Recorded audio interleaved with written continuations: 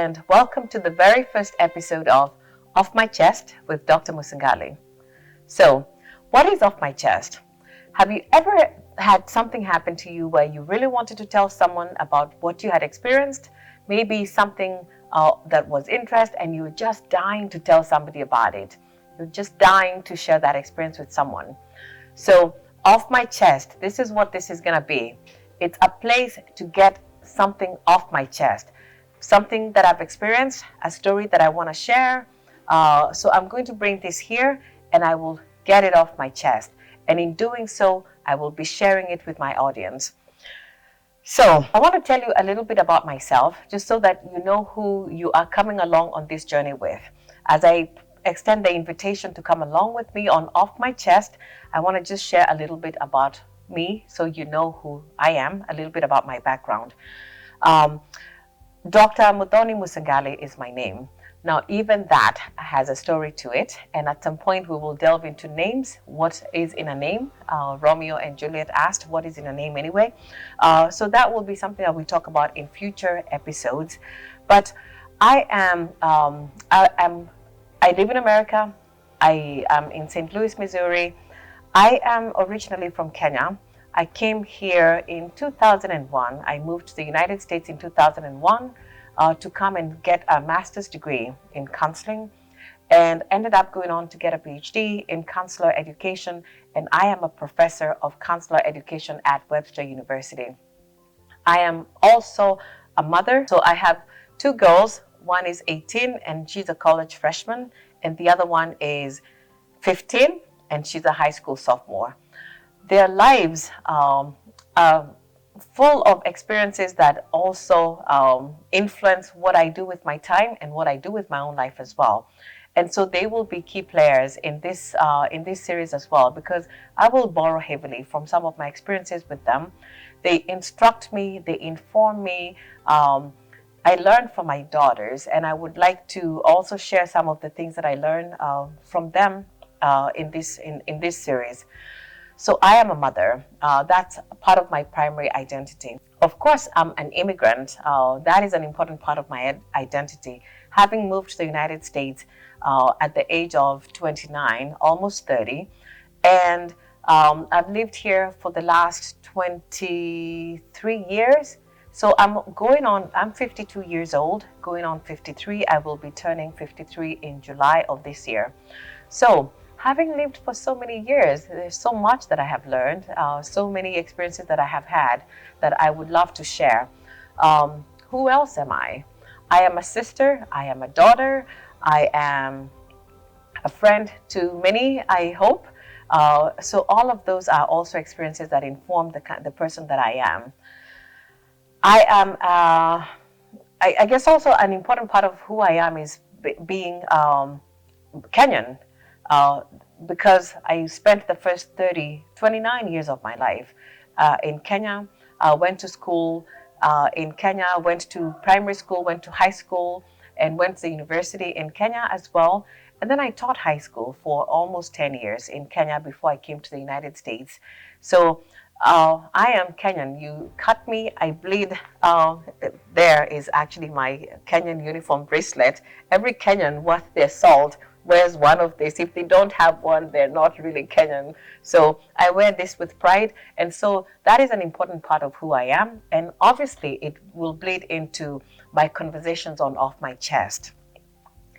I'm also a mental health counselor. I'm a licensed professional counselor in the state of Missouri. As such, mental health is a topic that is very close and dear to me. And so it's also a big part of my identity. It informs the way that I engage, that I view the world, and shapes who I am as a person in the different realms that I enter.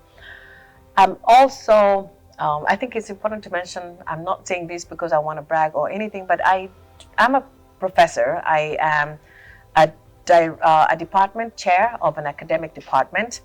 And that is also an important part of the story that I shall be telling.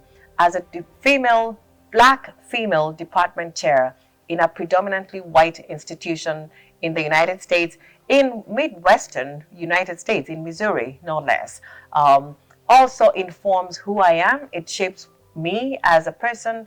It shapes my perspectives, and therefore that's also a big part of my identity. Those are just a few elements of who I am. Oh, and I forgot one also, very important one. I am twice married, and not just twice married, but also twice divorced woman. So, as you can imagine, that's not been an easy journey either. And so it's something also that is a big part of who I am. I am a single mother as a result of my being twice divorced. And so that has also been a very important part of my life. It's shaped some of my thinking. It shaped my thoughts about relationship, about parenting, and all of that is information I want to share. So that sort of goes on to what the topics will be that I will be talking about here. So Off My Chest is a forum that is open to talking about anything under the sun. I will not limit myself to talking about any specific thing. It will be different topics that I will bring to the table that range from mental health, as I said, because that's something that I am deeply passionate about. So I will talk about mental health. I will talk about education. I will talk about the education system in the United States. My girls have navigated institutions that are predominantly white and going into these as Black girls. That's also something that I have learned a lot from. I continue to learn a lot from that experience as well. So talking about parenting as a single mother, I talk about my experiences as a mother to my children, but also as a professional mental health counselor. So there are things I know about mental health counseling that also inform who I am as a parent.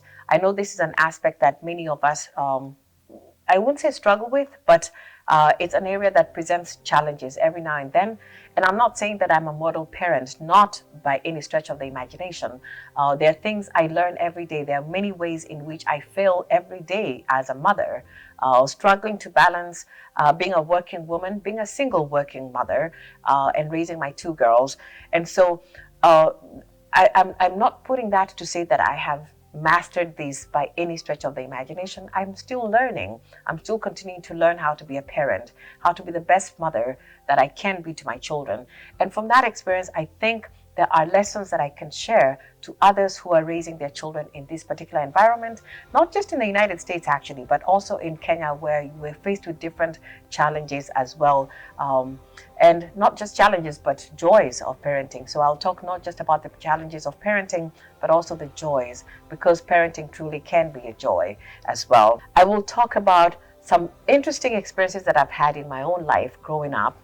I grew up in a small village in Kenya. It's a place called Kagwe. Kagwe is a special place that you have to know to understand. It's difficult to describe this place.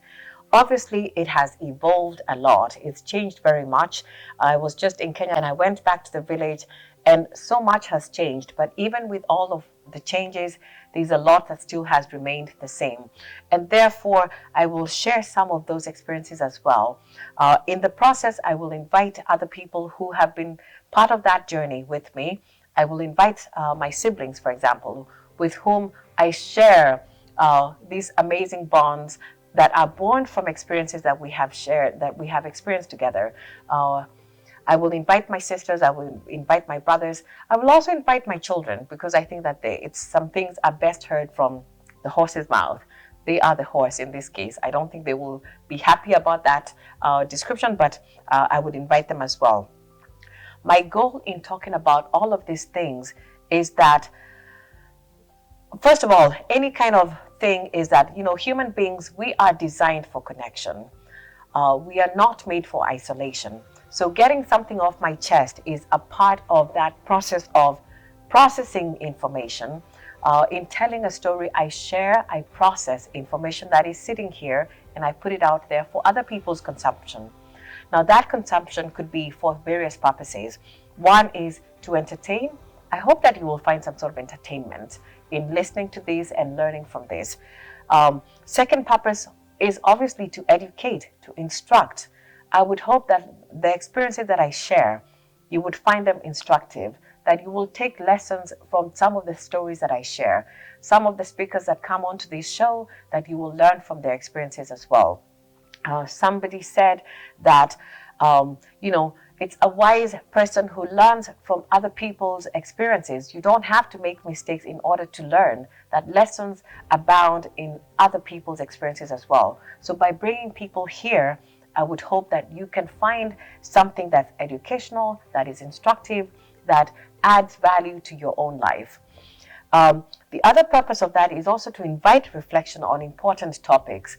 That by sharing about my own experience and some of the ways in which I processed that, that you will find an opportunity as well to think about your own experience and reflect on that, so that you're learning from not just my experience, but also from your own experiences. That it gets you to a place where you then interrogate something that you have experienced. Think about it. Perhaps you come to it with a different perspective. So that's one of the things that I hope. And of course, one other really important thing is that I hope that this will be inspiring, that you would find some inspiration from some of the topics that we talk about.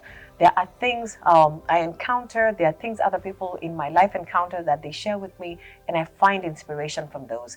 At times when I'm perhaps struggling, I'm looking for a different perspective to something that I've been wrestling with for a while. And by learning, by hearing from somebody else, I'm inspired, I'm encouraged. And so I would hope the same for you as you listen to this, that you will be inspired, that you will be encouraged. If you are going through something that might be challenging, that you will find this to be a place of inspiration.